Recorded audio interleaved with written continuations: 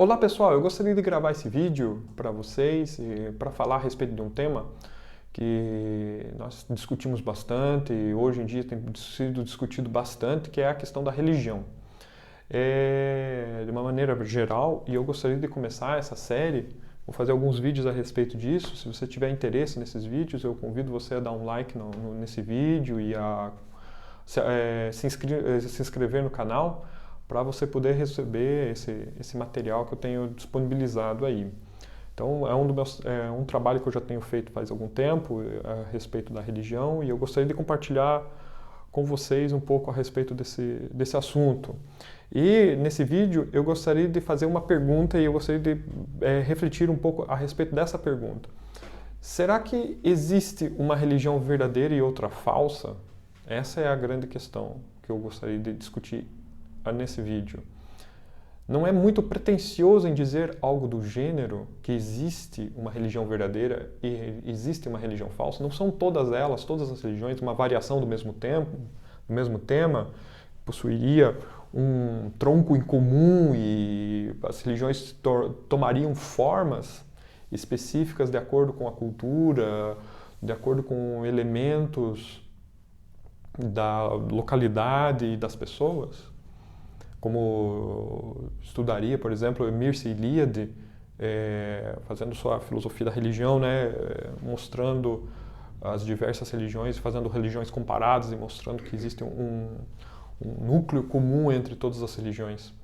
Agora, para começar a refletir a respeito desse tema, que é tão importante para nós compreendermos o Evangelho e a dimensão do Evangelho, qualquer seria a peculiaridade, a particularidade do Evangelho, preciso pensar justamente essa questão da religião, nela mesma, o efeito, o fenômeno religião. E para isso eu gostaria de tomar como base o texto de Tiago, capítulo 1, versículo 27, que diz: a religião pura e imaculada diante de nosso Deus e Pai é esta: visitar os órfãos e as viúvas nas suas aflições e guardar-se isento da corrupção do mundo. Bom, para começo de conversa, falar de religião hoje, nós precisamos voltar no século XVIII, século XIX, que é a partir do filósofo alemão, filósofo, teólogo, exegeta, tradutor e pastor, sobretudo, Friedrich Schleiermacher. Schleiermacher é o pai da teologia liberal, como muitos de vocês devem conhecer. Se vocês estudaram um pouco a história da teologia, Schleiermacher é um nome fortíssimo e que normalmente as pessoas têm já uma ojeriza ao nome do Schleiermacher, porque ele é o pai da teologia liberal, que é a teologia responsável por fechar muitas das igrejas aqui na Europa. Ao redor do mundo inteiro, onde a teologia liberal entra, realmente há uma devastação, uma destruição da vida de igreja, da vida espiritual, da piedade, da devoção. Isso seria um assunto para um outro vídeo, para mostrar como é que isso se daria. Em todo caso, Schleiermacher é um nome que sempre nos traz uma certa dificuldade, sobretudo para nós reformados, que tentamos viver uma vida de ortodoxia e lutamos pela ortodoxia. Mas ele é importante porque Schleiermacher, como o rei Frederico I da Alemanha disse na época, ele não estava fundando uma escola. Schleiermacher fundou toda uma cultura inteira, toda uma época. Schleiermacher ele fundou uma nova era na teologia. Então é impossível falar de teologia hoje, de religião hoje, sem considerar a obra do Schleiermacher, que normalmente ela é dividida em 3 partes, e nós conhecemos no Brasil, infelizmente, nós conhecemos só uma parte, que é a parte da teologia sistemática, né? Da fé cristã e um pouquinho dos discursos, né, que a gente fala, assim, os discursos sobre a religião contra os seus detratores, né, que é um pequeno livro muito bom, muito interessante. Mas Schleiermacher também ele é conhecido pela sua parte hermenêutica, né, um terço da sua obra são escritos de interpretação, sobretudo que ele foi um grande tradutor do texto grego. As obras do Platão e do Aristóteles, a cultura grega em geral, foi trazida para a Alemanha via Schleiermacher, ele que traduziu. para o alemão. Então ele tem um pensamento crítico, né, crítico no sentido justamente literário, de reconstrução do texto, muito forte. E a terceira parte, o terceiro terço da sua obra são sermões, pregações. Ele se considerava ele mesmo um pregador. Ele gostava de ser. A coisa que ele mais gostava de toda a sua vida de fazer era pregar. Acreditem. A gente fala da teologia liberal, que é fria, que tem um monte de questões a respeito da teologia liberal, e eu não estou defendendo a teologia liberal, vou deixar claro isso. Não sou adepto à teologia liberal, eu detesto, sobretudo no meu contexto, porque eu vejo a teologia liberal no meu dia a dia aqui, na França, enquanto pastor de igreja. Mas deixando claro que é necessário conhecer, meus irmãos, é necessário conhecer. E eu pude conhecer a teologia liberal e estudá-la, sobretudo estudando Schleiermacher. E ele é um grande pregador, preciso reconhecer isso. Mas por que eu estou falando tanto de Schleiermacher? Porque Schleiermacher ele vai desenvolver um conceito de religião subjetiva. Ele vai trazer um conceito de... na realidade, a religião não é nada mais, nada menos do que uma sensação, uma consciência da nossa finitude.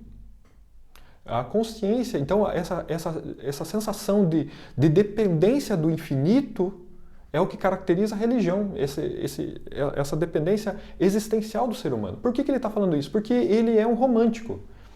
Ele é contra, de uma certa maneira, ele não vai se desvencilhar completamente do iluminismo. Toda a teologia do Schleiermacher é uma teologia que vem dentro das categorias iluministas. No entanto, ele quer romper, ele quer ir contra a ideia de religião do iluminismo, porque o iluminismo ele colocou a religião como se fosse um misticismo, como se fosse algo assim completamente que não vale absolutamente nada. Na enciclopédia do Diderot, por exemplo, a teologia não aparece mais como ciência, ela aparece como obscurantismo, por exemplo. E o Schleiermacher ele vai dar uma resposta, dizer assim, não é bem assim não. A teologia não pode ser desconsiderada, a igreja não pode ser desconsiderada, a vida de fé não pode ser desconsiderada como obscurantismo, pelo contrário, ela tem que ser entendida, tem que ser vivida e ela é importante. Por quê? Porque justamente ela é esse sentimento que todos os seres humanos possuem de dependência do infinito. E é isso que caracteriza realmente a teologia. Então, ele vai empregar mesmo o termo Gefühl, né, que é um sentimento, uma sensação, um termo bem específico dele, que tem conotações específicas do pensamento dele, justamente para marcar essa questão da religião e da sua importância, porque na época do Schleiermacher, o clima intelectual era grandemente influenciado pelo iluminismo, que detratava mesmo a religião. Então o Schleiermacher ele era retomar, era restabelecer. Então, de uma maneira romântica, é claro, né, ele vai tentar fazer a religião retomar ao seu lugar de merecimento, mas através de uma nova definição.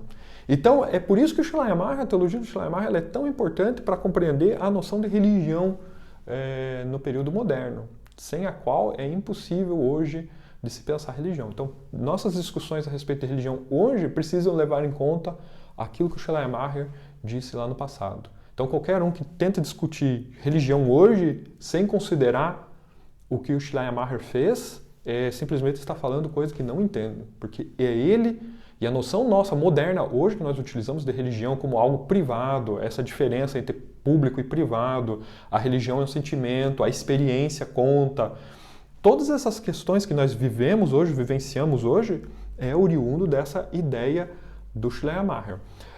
Outra ideia que o Schleiermacher vai trazer, justamente no seu pequeno livro Discursos sobre a Religião, ele vai mostrar que o cristianismo é uma religião no meio de todas as outras. Não é uma religião verdadeira ou uma falsa.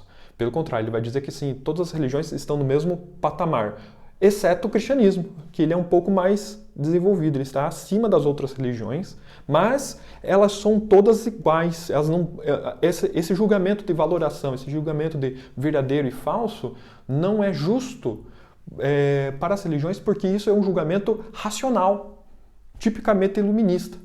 E o Schleiermacher vai dizer, não podemos fazer esse tipo de julgamento porque nós estamos usando critérios, categorias do iluminismo para descrever algo que não pode ser descrito e nem julgado pelo iluminismo, que as categorias não são as ideais. Então o Schleiermacher justamente ele vai dar essa nova definição de religião e vai mostrar que todas as religiões são iguais. É como aquele velho ditado que a gente fala, assim, todos os caminhos levam a Roma. É de Schleiermacher que vem. E é justamente esse ideal, o ideal da tolerância religiosa que vai surgir aí. Um ideal da tolerância, que todas as religiões são iguais, então todas elas devem ser toleradas de maneira iguais, sem... E se você fazer uma valoração entre verdadeiro e falso de uma religião, você está atacando e está sendo mesmo intolerante. Então, essas noções de tolerância e intolerância religiosa vem tudo do pensamento da época romântica do Schleiermacher, que deve ser tomado em consideração. Mas por que eles estão fazendo tudo isso? Justamente porque na Europa da época, as guerras de religião devastaram. Então, a luta entre católicos e protestantes foi sangrenta. E essas cicatrizes continuam até hoje. Então, para tentar apaziguar a situação, foi necessário justamente todo esse desenvolvimento. Claro que existem várias influências aí, várias forças tácitas que estão construindo todas essas novas definições de teologia, essas novas definições de religião. Mas, basicamente, a Europa precisava ser apaziguada. Então, religião, ela é justamente do Schleiermacher que vem essa equalização de todas as religiões. Por definição, quando você diz que pertence a uma religião, por definição de religião, você já estabelece que a tua é verdadeira e que a outra é falsa. Isso é natural. Se não fosse assim, se você achasse que a outra possui uma outra verdade, ou se a verdade ou outra possui determinadas verdades que a sua não tem, não faz sentido continuar na sua religião. Então, por definição, quando você pertence a uma determinada religião, você já está dizendo que a tua é verdadeira. Entende? Então, dizer assim, não existe diferença entre as religiões, que é impossível dizer verdade que é verdadeiro e que é falso, ela, por definição, ela já é um falso problema. Não existe esse problema, porque quando você pertence, você já está dizendo, a minha é verdadeira. Entretanto, existem várias pessoas que tentam ignorar a religião, o fato da religião. Existem muitos ateus, existem muitas pessoas que são agnósticos e acham que a religião não tem todo esse papel preponderante no pensamento, no desenvolvimento, mas ela possui. Possui a tal ponto que a religião, em todas as culturas, até os dias de hoje, toda a história do pensamento, sempre foi fonte de reflexão, ética, moral, científica, social, filosófica. Então a religião sempre foi a força motivadora de impulsionar o ser humano ao desenvolvimento. Então, excluir a religião de todo o pensamento, dizendo assim, nós seríamos mais felizes sem religião, como eu escuto de vez em quando meus vizinhos falar para mim, é simplesmente uma loucura. Porque em todos os desenvolvimentos humanos existe religião. Foi isso mesmo que Freud, por exemplo, o pai da psicanálise, vai identificar no seu livro a respeito das civilizações, do desenvolvimento civilizacional, que mostra que a civilização ela foi desenvolvida justamente entre dois polos, entre a pulsão eros do amor e a pulsão pela morte do Thanatos. Então, a civilização ela foi construída já nessas duas forças que estão ali sempre pujantes dentro da sociedade. Então, nós podemos ver que a religião ela é de suma importância e mesmo um ímpio como Freud vai reconhecer essas duas forças que estão dentro da sociedade e que formam a civilização. Agora, se a leitura do Freud a respeito da formação civilizacional é correta ou é imprecisa, isso é uma outra discussão. Mas o fato é que é impossível negar a força da religião e a importância da religião na vida mesmo cotidiana. Biblicamente, eu posso dizer que é parte constituinte do ser humano. O ser humano é um ser religioso, por natureza, por definição. Ele foi criado para Deus. Ele é constituído de uma coisa que se chama imagem de Deus.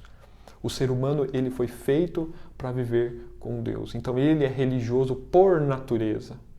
Biblicamente falando, o homem, todas as suas motivações são motivações religiosas. Tudo que ele faz é religioso. Se ele vai lavar louça, é religioso. Se ele vai trabalhar, é religioso. Existe a dimensão religiosa. E a religião, por conta disso, ela deve ser considerada como um fenômeno universal. Todas as culturas, todos. O próprio Calvino ele vai falar, né, que todos os povos, nunca houve um povo tão bruto, tão selvagem, que não possui uma religião, que não desenvolveu religião. Isso ele está ecoando do orador romano Cícero, do seu livro A Natureza dos Deuses, para mostrar que não existe, o fenômeno religioso é um fenômeno universal e ele não pode ser ignorado. E por quê? Justamente porque o homem é a imagem de Deus. O homem é constituído de uma coisa que se chama o sentimento do divino, os sensus divinitatis, que não é uma coisa emocional, um sentido, mas é uma dimensão existencial. Não é como, por exemplo, o Alvin Plantinga vai trabalhar o sensus divinitatis como algo mais intelectual, uma dimensão da razão humana, mas não é simplesmente isso. Quando, por exemplo, Calvino trabalha a noção de sensus divinitatis, é algo existencial, é algo verdadeiramente profundo do coração humano, da dimensão mais profunda do coração humano. Então, a religião, tratar a religião como se não existisse diferença entre verdadeira ou falsa, é simplesmente ignorar o fato de um impedimento no pensamento. E o que eu quero dizer com isso? Se não há a possibilidade de crítica, de fazer a diferença entre verdadeiro e falso, não há a possibilidade de crítica, não há a possibilidade de pensamento, de diferenciação. E o pensamento humano, o desenvolvimento intelectual humano se dá por diferenciação. Então a gente não poderia fazer diferenciação. Normalmente a gente diz assim que cada um possui a sua verdade, cada religião possui a sua verdade. Mas se a verdade é algo que da religião, inerente a cada uma das religiões, automaticamente a verdade seria algo relativo a cada religião, não estaria algo acima da religião, ou algo que poderia ser buscado. Automaticamente, quando a gente fala de discurso, de diálogo interreligioso, seria impossível conversar a respeito de questões religiosas. Porque se cada um possui a sua verdade, logo a verdade ela é relativa, e se ela é relativa, é impossível discurso, é impossível diálogo. Porque nós não podemos buscar a verdade porque a verdade já está em nós. Vocês entendem a questão, a dificuldade? Então seria um monte de ilhas dentro do oceano da confusão. Se cada religião for igual e cada uma possui a sua verdade. Então, relativizar a verdade, relativizar a religião dessa maneira, simplesmente acaba com o pensamento. Seria justamente com várias ilhas no meio do oceano de confusão. Seriam várias vozes falando sem nunca se escutarem. Então, simplesmente é ignorância completa. Então, o fato de nós colocarmos a questão, existe uma religião que seja verdadeira ou outra que seja falsa? Esse é o problema realmente mais importante que tem para se resolver. Não simplesmente jogar dizendo assim, é impossível, porque cada um possui sua verdade. Não, a verdade está acima. A verdade é algo que vai além do fenômeno propriamente religioso. Então, necessariamente, precisa haver uma verdadeira e outra falsa, pois seria reduzir a noção de verdade ao campo individual. E quando nós relativizamos a verdade ao campo individual, qualquer coisa se torna arbitrária, qualquer noção se torna arbitrária. Então, para evitar uma arbitrariedade do pensamento, é necessário que nós possamos dizer existe verdadeira, existe falsa, para que assim a gente continue podendo dialogar, discutir e refletir sobre o assunto. Então, religião é algo que é importante na nossa vida cotidiana e que, além do mais, além de ser importante, ela é necessária para o desenvolvimento do nosso pensamento. Então, religião é algo que está sempre presente na nossa vida cotidiana e ela vai sempre junto com uma outra coisa que é muito importante, realidade. Se nós queremos conhecer o nosso meio, o nosso entorno, a realidade em que nós estamos inseridos, nós precisamos entender religião. Vocês podem notar vários livros de física, todos os livros de física, livros de filosofia, quando nós queremos falar de questões ao nível da realidade, nós vamos sempre contar uma história. Nós não vamos conseguir fazer em termos técnicos e mecânicos, porque simplesmente a realidade ela é tão complexa e ela é tão grande, tão imensa, que fazer uma lista como se fosse uma receita de bolo simplesmente não funciona. Nós precisamos contar sempre uma história, uma narrativa, para explicar a realidade e para compreendê-la de uma maneira adequada. Um pouco da nossa ideia de religião. Então a religião é isso, meus irmãos. E eu gostaria de terminar já esse vídeo justamente ponderando a respeito da verdadeira e da falsa religião. Se existe então uma verdadeira e uma falsa, como é que nós poderíamos chegar a esse nível de reflexão de dizer que uma é verdadeira e que outra é falsa? Isso eu deixo para um outro vídeo. Por enquanto eu só gostaria de pontuar essa questão da possibilidade do raciocínio sobre a veracidade e a falsidade de uma religião. Agradeço e até a próxima.